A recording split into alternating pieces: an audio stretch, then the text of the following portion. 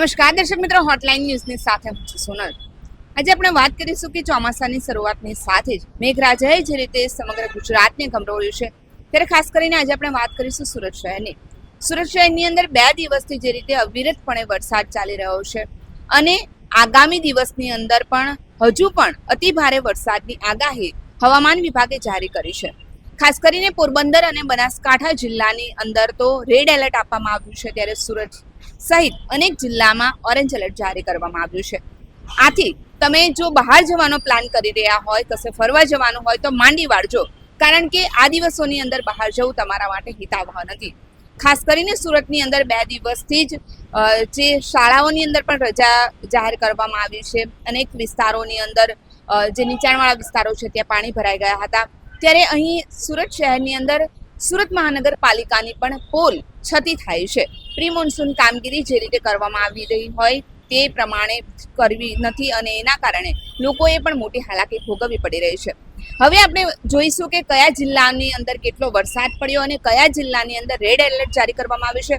અને આ જિલ્લાની અંદર જો તમે વસવાટ કરતા હોય તો ખાસ કરીને બહાર જવાનું માંડી વાળજો. હવામાન વિભાગ દ્વારા સમગ્ર રાજ્યની અંદર વરસાદનું એલર્ટ જાહેર કરવામાં આવ્યું છે. આગામી 7 દિવસ રાજ્ય માટે ભારેથી અતિ ભારે વરસાદની આગાહી વ્યક્ત કરવામાં આવી રહી છે. જોકે શરૂઆતમાં વરસાદનું જોર થોડું ઓછું રહેશે, પરંતુ ત્યારબાદ તબક્કાવાર વરસાદનું જોર વધશે. વરસાદના પગલે આગામી 5 દિવસ માછીમારોને પણ દરિયો ન ખેડવા માટે સૂચના આપવામાં આવી છે અને લોકોને પણ સાવચેત રહેવા માટેની અપીલ કરવામાં આવી છે.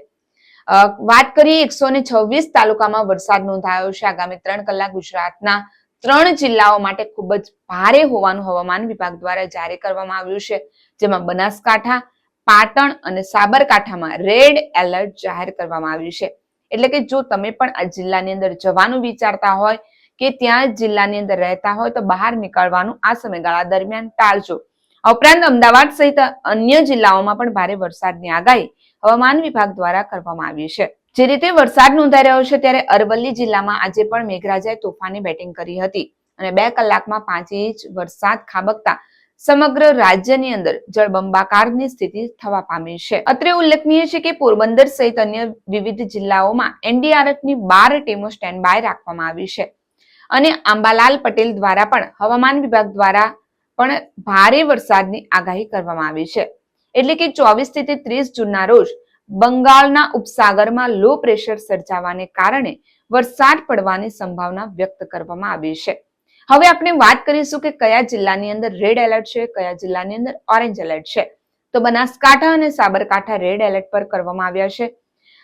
ઓરેન્જ એલર્ટમાં દમણ, દાદરાનગર હવેલી, વલસાડ, ડાંગ, નવસારી, તાપી, નર્મદા, સુરત, દાહોદ, મહીસાગર, અરવલ્લી, મહેસાણા, ગાંધીનગર, અમદાવાદ, સુરેન્દ્રનગર, કચ્છ અને પાટણનો સમાવેશ થાય છે.